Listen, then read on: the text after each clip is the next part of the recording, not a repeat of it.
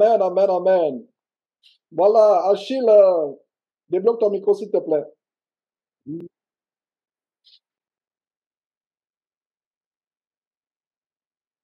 Oui, allô, allô.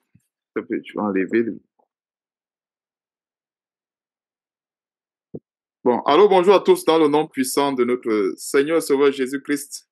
Donc, c'était pour nous encourager à ne point nous lasser de faire le bien, car nous moissonnerons au temps convenable. Donc, c'est une petite exhortation pour nous aider à tenir faible et à continuer à faire le bien, quoi qu'on puisse récolter le mal de la part de l'ennemi, mais qu'on continue à faire le bien. Dans le texte de base, c'est dans Galates chapitre 6, à partir du verset 7 à 10. On va s'exhorter un peu. Ne nous lassons pas de faire le bien.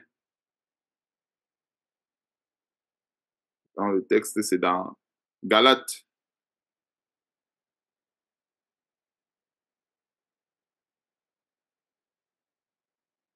Galates chapitre 6, à partir du verset 7 au verset 10. Donc, je vais lire au nom de notre Seigneur et Sauveur Jésus-Christ. Il est écrit: Ne vous y trompez pas, on ne se moque pas de Dieu. Ce qu'un homme aura sémé, il le moissonnera aussi. Et nous sommes dans ce temps-là où Dieu nous appelle à semer. Nous sémons dans les bonnes œuvres, nous sémons dans tout ce qui est bien. Et peu importe ce qu'on peut récolter au quotidien, on ne se lasse point de s'aimer pour Dieu. Parce que quand il s'agit de s'aimer ici, c'est s'aimer pour la gloire de Dieu. Ce n'est pas s'aimer pour un homme ou s'aimer pour son compte personnel. Parce que nous voyons beaucoup de séduction aujourd'hui. Beaucoup qui s'aiment parce qu'ils s'aiment pour leur propre compte. Ils s'aiment avec la ruse. Il y a beaucoup qui viennent s'aimer parce qu'ils espèrent recevoir quelque chose en retour.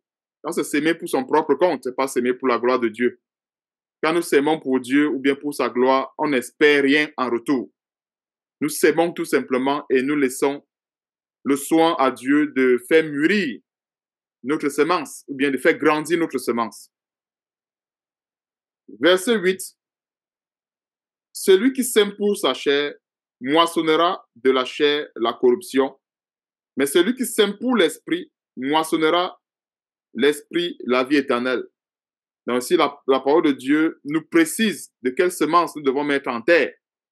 Est-ce que nous sémons pour la chair ou bien pour l'esprit? Parce que quand il s'agit de s'aimer ici, des fois, il peut y avoir une certaine confusion. Parce que quand nous sémons pour la chair, c'est pour obtenir les choses de cette terre comme finalité. C'est pour obtenir la gloire de ce monde. Ça, c'est s'aimer pour la chair, par exemple.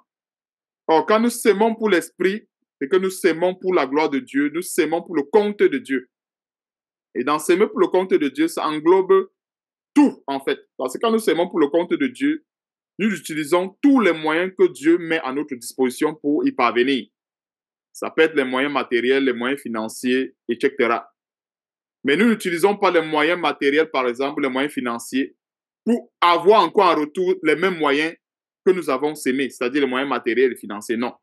On peut utiliser des moyens matériels, financiers, mais cependant pour chercher à récolter plus tard la couronne de vie qui est incorruptible, qui est quelque chose de spirituel, pour espérer récolter plus tard la vie éternelle, par exemple.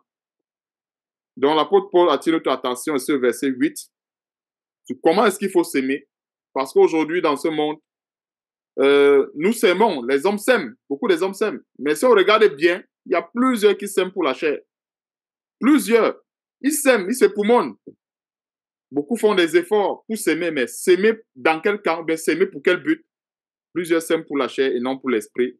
Donc la parole de Dieu nous encourage à s'aimer pour le compte de l'esprit, afin de pouvoir récolter la vie éternelle, parce que la vie éternelle, elle est spirituelle. Et déjà pour comprendre un détail de la vie éternelle, cette vie-là qui n'a pas de fin. Nous tous savons que, comme la Bible nous enseigne, il est réservé aux hommes de mourir, de vivre. Enfin, nous n'avons qu'une seule vie et nous allons aussi également mourir sur le plan de la chair. Je précise sur le plan de la chair parce que le chrétien ne meurt pas normalement. dans le plan de spirituellement parlant, le chrétien s'endort. Et Dieu a prévu une récompense pour nous tous, pour ceux qui vont persévérer, bien sûr, jusqu'à la fin. Donc, celui qui sème pour sa chair moissonnera de la chair la corruption, mais celui qui sème pour l'esprit moissonnera de l'esprit la vie éternelle.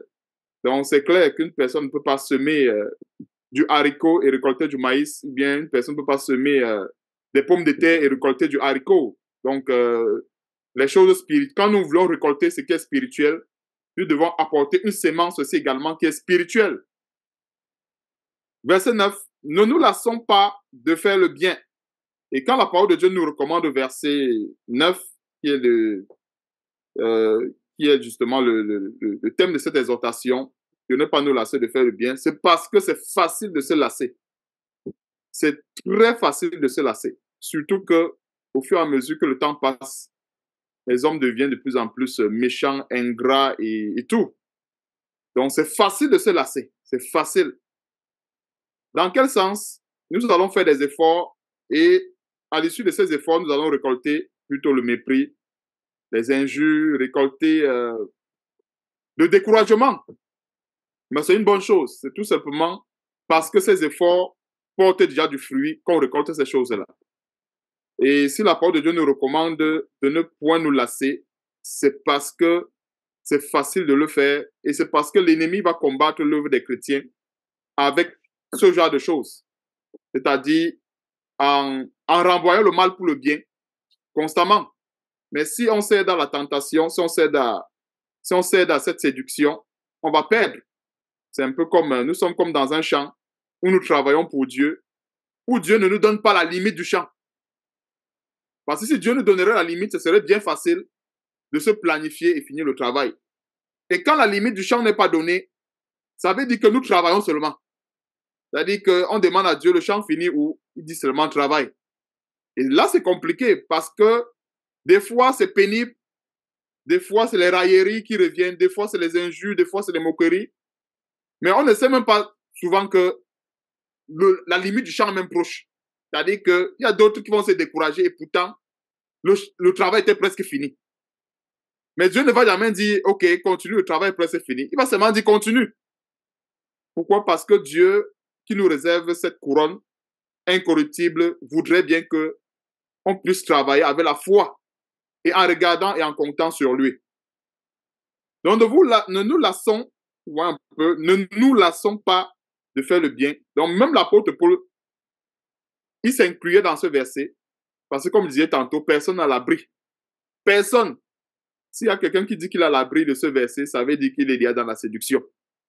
Personne n'a l'abri. Parce que même l'apôtre Paul, il s'incluait dans ce verset en disant, ne nous lassons pas. Et s'il le disait, c'est parce que malgré les efforts, malgré tout ce qu'il faisait, des fois, s'il fallait attendre quelque chose en retour, en fait, il devait abandonner. Il devait abandonner. Parce que des fois, quand nous faisons des choses parce qu'on veut attendre un merci, comme on a souvent l'habitude de dire le monde en retour, des fois, le merci, là, ce sont les injures. Des fois, le merci, là, ce sont les railleries. Mais si nous avons fait quelque chose pour le compte de Dieu, parce qu'on voulait plaire à Dieu, même si ce sont les injures qui vont revenir, les railleries, les moqueries, nous avons la paix. Nous avons la paix.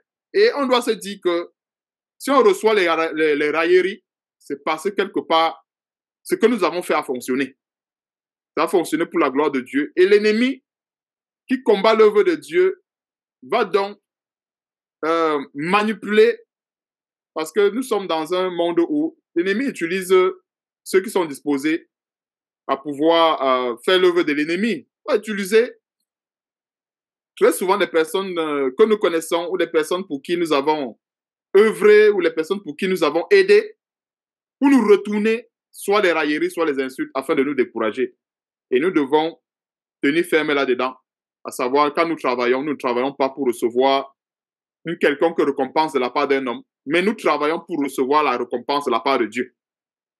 Et c'est en cela que Dieu va nous bénir et c'est en cela que Dieu va nous relever. Même si nous sommes à genoux, figurativement parlant, nous aurons la force de la part de Dieu pour pouvoir continuer l'œuvre de Dieu comme il le demande. Donc, ne nous lassons pas de faire le bien, car nous moissonnerons au temps convenable. Il y a un temps convenable. Dieu ne dit pas que non, nous allons moissonner ça dans 1 mois, moissonner dans 2 mois. Le temps convenable ici peut être au retour du Seigneur Jésus-Christ. Ça, il faut se le dire. Le temps convenable. Parce que quand nous voyons le temps convenable, c'est un facteur temps qui appartient à Dieu. Le temps ne nous appartient pas. On doit se le dire. Donc, quand la Bible dit que nous moissonnons au temps convenable, nous devons inclure dans ce paramètre que le temps convenable, là, c'est le temps de Dieu. Et dans ce temps-là ne se limite pas ici sur la terre. Parce que si nous, on sème parce qu'on veut récolter ce sur la terre, on pourra vite se décourager. Pourquoi? Parce que Dieu qui détient ce temps, en fait, lui, il a défini, par exemple, que le temps convenable, ça va être au retour de son fils. Alors, le chrétien qui va dire, OK, mon temps convenable, c'est sur cette terre, il va se tromper. Et il pourra se décourager et perdre la récompense. Donc, il faut noter que nous devons noter ensemble que le temps convenable, c'est le temps de Dieu. Et ça peut aller jusqu'au retour du Seigneur Jésus-Christ. Et ce qui vient avec comme récompense, c'est la meilleure des récompenses. Parce que toute récompense qu'on peut recevoir sur cette terre n'est que vanité. Si nous recevons une récompense en termes du matériel, en termes de finances et autres, tout cela, ça finit. Alors que la vie éternelle, c'est une vie sans fin. C'est une bénédiction dont, en fait, nous avons besoin assez de temps de la part de Dieu pour pouvoir savourer cela. Donc, car nous moissonnerons au temps convenable. Donc, c'est le temps convenable qui a permis d'ouvrir cette parenthèse, le temps convenable. Pour dire, en fait, quand on dit le temps convenable, ce n'est pas forcément ici sur cette terre. Il y a très souvent cet adage du monde qui dit souvent que tout se paye ici-bas. Tout ne se paye pas. Ce sont les gens du monde, quand ils veulent se consoler, en pensant que non, si quelqu'un t'a fait du mal, il va peut-être, tu vois, et très souvent, c'est une parole qui est éprise de beaucoup de vengeance. Beaucoup de gens, quand ils veulent se venger, ils disent que tout se paye ici-bas. Non, tout ne se paye pas ici-bas. Nous avons un facteur temps qui appartient à Dieu. Et ce temps-là ne se limite pas ici sur la terre.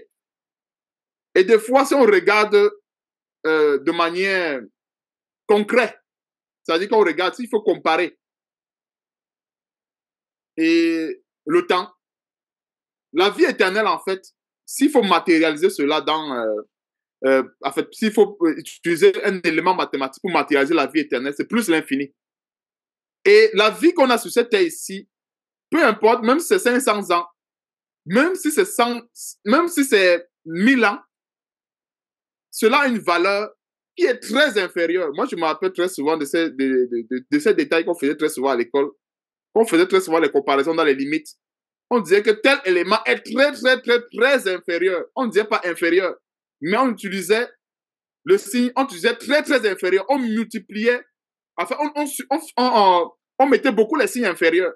Pour dire en fait que le plus l'infini là est tellement grand qu'on ne peut pas imaginer. Ça, c'est le symbole de la vie éternelle. Donc, la vie que nous avons sur cette terre, en réalité, s'il faut le comparer à l'éternité, cela ne représente même pas une seconde. Même pas. Donc, c'est pour dire que si quelqu'un sème parce qu'il veut récolter ici-bas, il va se tromper parce qu'il sème dans un domaine qui est tellement et hyper limité devant l'éternité qui est plus l'infini. Donc, c'est pour ça que c'est encore mieux de s'aimer dans un domaine où il n'y a pas de limite que de s'aimer dans un domaine où il y a la limite. Je disais tantôt que même si la vie de l'homme sur la terre c'était 1000 ans, devant l'éternité, cela ne représente pas même une seconde devant l'éternité. Ça fait des comparaisons qui sont assez concrètes. C'est assez concret. Donc, c'est pour dire que si nous s'aimons pour la gloire de Dieu, nous sommes en train de s'aimer dans ce qu'il appelle le domaine de l'éternité. Un domaine où il n'y a pas de limite. Donc, c'est à cela, et c'est dans ça que nous devons s'aimer. Et si nous s'aimons dans le domaine où il n'y a pas de limite, nous ne devons pas, en retour, limiter notre foi aux railleries, se décourager parce que il y a, par exemple, le mal qu'on nous rend, et ainsi de suite. Il y a beaucoup de serviteurs de Dieu dans la Bible qui ont compris ce détail que nous sommes en train de voir aujourd'hui. Notamment David. Joseph, ils ont compris ces détails. Et pourtant, ils n'étaient pas dans une alliance de perfection comme la nôtre. Notre alliance est l'alliance de la perfection parce que Dieu nous a donné l'esprit de la perfection pour pouvoir comprendre en détail et en profondeur certains éléments de la vie éternelle.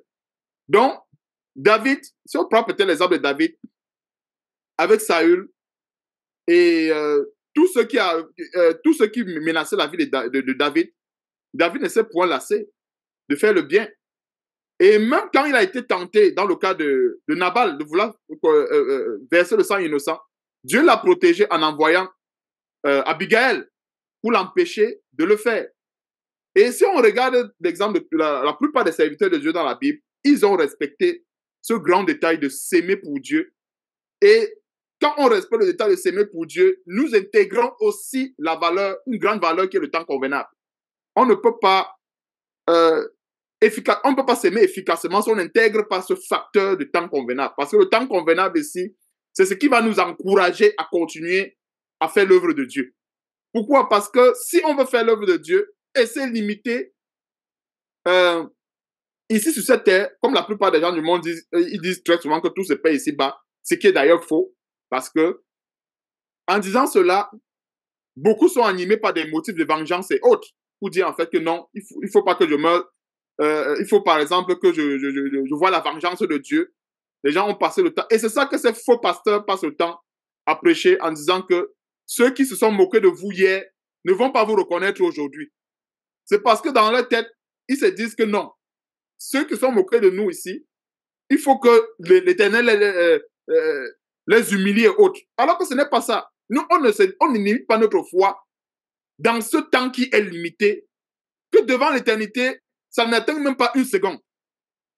Donc, si nous investissons nos efforts et tout ce que nous avons pour ce temps-là qui est hyper limité, en fait, on n'a pas compris la foi, on est perdu. On est totalement perdu. Donc, nous devons investir dans un domaine où il n'y a pas de limite. Et dans ce domaine-là, nous avons une foi qui est conforme à ce domaine. Tel que nous ne devons pas nous lasser, nous devons continuer à faire le bien, nous devons continuer à garder la foi, à nous éloigner du mal, à combattre le mal. Voilà un peu les éléments qui s'attachent à ce domaine qui est infini. Quand nous rentrons dans le domaine qui est limité, nous voyons que la vengeance, tous les œuvres de la chair sont compris dans ce domaine qui est limité. C'est pour ça que la plupart des gens qui veulent bien vivre ici sur cette terre s'arrangent à ce que, en fait, sur cette terre, ils vont tout avoir, le matériel et autres. Or, nous, par la grâce de Dieu, si Dieu nous donne quelque chose, c'est pour investir dans ce domaine-là où il n'y a pas de limite, c'est-à-dire la vie éternelle. Donc, continuons. Ne nous lassons pas de faire le bien, car nous moissonnerons au temps convenable si nous ne nous relâchons pas. Est-ce que nous voyons un peu le grand détail de si nous ne nous relâchons pas? C'est parce que c'est facile de se relâcher. Donc, une personne qui a passé le temps à faire du bien et qu'à un moment donné, elle s'est relâchée, certainement parce qu'elle a regardé à ce domaine qui est limité. Elle a regardé à une récompense terrestre. Si nous regardons autant pour moi à la récompense céleste, nous ne devons pas nous lasser parce que l'éternité n'a pas de limite. C'est-à-dire que celui qui investit parce qu'il veut récolter cela de la part de Dieu, il ne doit point se lasser. Même s'il s'endort, c'est vrai que c'est pas faisable. Même s'il s'endort, même le corps qui est endormi continuera de faire le bien. Continuera de faire le bien. En disant qu'en fait, que la vie sur cette terre ne peut pas nous limiter dans nos actions, ou dans les actions que nous avons à faire pour la gloire de Dieu. Mais bien au contraire, nous devons aller au-delà afin de ne point nous décourager. Verset 10, ce dernier verset. Ainsi donc, pendant que nous en avons l'occasion, parce que Dieu nous donne l'occasion de faire le bien, en quoi faisant? Dieu nous donne la santé. La santé que nous avons, qui est la santé physique. C'est pas pour rien que la Bible dit dans 3 Jean chapitre 2, allons dans 3 Jean chapitre 2, c'est une petite parenthèse pour comprendre le détail de l'occasion. 3 Jean chapitre 2, envie qu'on lise, qu'on comprenne en profondeur ce verset de 3 Jean. On parle de l'occasion que Dieu nous donne pour faire le bien.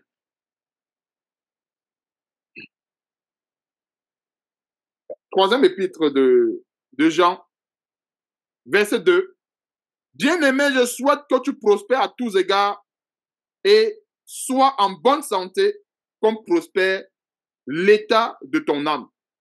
Donc, l'occasion que nous avons ici pour faire l'œuvre de Dieu, c'est déjà avoir la prospérité de l'âme. Si notre âme prospère, c'est pour ça que la santé sur le plan physique est attachée à la prospérité de l'âme.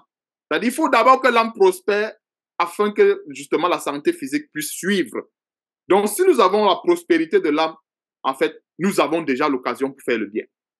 Pourquoi? Parce que si nous avons toutes les richesses de cette terre et que nous n'avons pas notre âme qui prospère, on n'a pas la prospérité de l'âme, cela ne sert à rien. Un peu, cela va nous conduire dans le gouffre. Donc, avoir déjà l'occasion de faire le bien ici, c'est déjà d'avoir la prospérité de l'âme. Si notre âme prospère dans le Seigneur, prospère dans la grâce, alors Dieu est en train de donner l'occasion ici de pratiquer le bien. Parce que les autres choses ne sont que des détails. Parce que faire le bien ici, le meilleur bien que nous pouvons faire pour une personne, c'est le bien spirituel. Parce que le bien spirituel n'est pas... on ne peut pas évaluer un bien spirituel en termes de matériel et autres. Tandis qu'un bien physique, matériel, on peut l'évaluer. Voyez un peu, parce que quand il faut peut-être prier les uns pour les autres, pas un détail de ce bien spirituel que Dieu nous a donné par la grâce. Prier par exemple les uns pour les autres, c'est un très grand bien spirituel. On ne peut pas évaluer la santé, par exemple, qu'une personne reçoit dans la prière. Voyez un peu, parce que la vie humaine ne peut pas s'acheter. Donc voilà déjà l'exemple parmi tant d'autres d'un bien qui est spirituel. Donc nous devons faire le bien. Ainsi donc, pendant que nous avons l'occasion, donc l'occasion en fait c'est quand nous avons la prospérité de l'âme, quand nous avons la santé, en fait Dieu nous donne l'occasion déjà de le faire. Pratiquons le bien envers tous. Et quand la Bible dit envers tous, c'est pas forcément quand il dit envers tous, envers tout le monde, c'est-à-dire même envers le sorcier, envers ceux qui ne nous aiment pas, nous devons faire le bien. Et surtout envers les frères en la foi, c'est-à-dire sont les frères dans la foi qui ont l'exclusivité en ce qui concerne de faire le bien. Tout simplement pourquoi? Parce que le frère qui est dans la foi fait partie du corps de Christ. Voilà, voilà pourquoi les frères et sœurs dans la foi ont l'exclusivité dans ce verset. Et ça ne veut pas dire qu'on doit négliger ceux de l'extérieur parce que la Bible dit quoi? Nous sommes la lumière du monde. Et à un moment donné, cette lumière ne doit pas rester enfouie sous le boisseau, ne doit pas rester cachée. Voilà pourquoi Dieu nous exhorte à faire le bien envers tous. Et le grand détail pour lequel Dieu nous exhorte à le faire, c'est parce que Dieu aussi également, qui est notre Père, qui nous a donné son esprit, il est aussi également bon, même envers ceux qui sont méchants. La preuve en est que la plupart de ces gens qui sont des méchants de ce monde, qui boivent le sang, ils prospèrent dans leurs affaires, ils ont la santé. Or, si Dieu voulait regarder à ce qu'ils faisaient, Dieu n'allait même pas les donner ces choses. Or, la Bible dit quoi? Tel il est, tel nous sommes. Donc, nous devons nous efforcer à être conformes à Dieu, c'est-à-dire en faisant le bien dans un premier plan, envers tous, et dans un second plan, qui est l'exclusivité envers les frères dans la foi. Donc, que Dieu soit loué pour cette exhortation que Dieu a mis dans mon cœur aujourd'hui et qui nous donne de ne point nous lasser parce que comme disait tantôt, les temps sont difficiles et les gens sont de plus en plus méchants, les gens sont orgueilleux, ingrats, mais nous devons intégrer tous ces paramètres-là afin de ne point abandonner la foi et de ne point se décourager. Donc, que toute la gloire revienne à Dieu pour cette exhortation et qu'il nous préserve jusqu'à la fin, jusqu'au retour de notre Seigneur et Sauveur Jésus-Christ, si nous ne sommes pas encore endormis. Amen. Amen, amen, amen. Dieu soit loué. Dieu soit loué pour cet éclairage de ce verset qui est déchiqueté par les faux pasteurs, les pasteurs vampires, comme j'aime à les appeler. Ce verset qui est déchiqueté. Et nous avons vu vraiment quelque chose de tellement grand.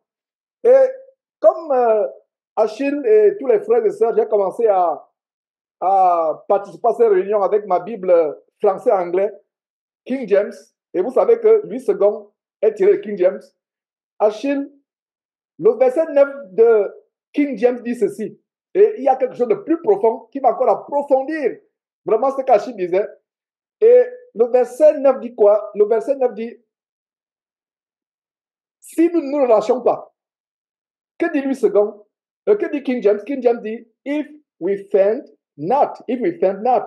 Ça veut dire que, faint ici, ça veut dire que si nous ne nous évanouissons pas, si nous ne perdons pas, nous ne perdons pas notre, il a perdu conscience. Ça veut dire qu'on s'est évanoui, on est tellement fatigué, on a les vertiges à cause du travail qu'on fait.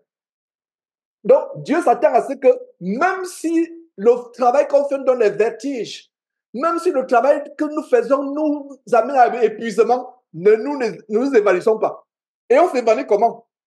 On perd conscience quand tu es tellement épuisé. Donc, Dieu dit, même si tu as les vertiges, ne t'évanouis pas. Donc, King James dit, faint not. Ça veut dire que ne t'évanouis pas. Ça veut dire que se relâcher, ça veut dire que certains vont dire, non, je suis sur le travail de Dieu est tellement fort que non, j'ai les vertiges. Non, non, non, non, non. Même si tu as les vertiges, tu ne vas pas, Dieu t'interdit de t'évanouir.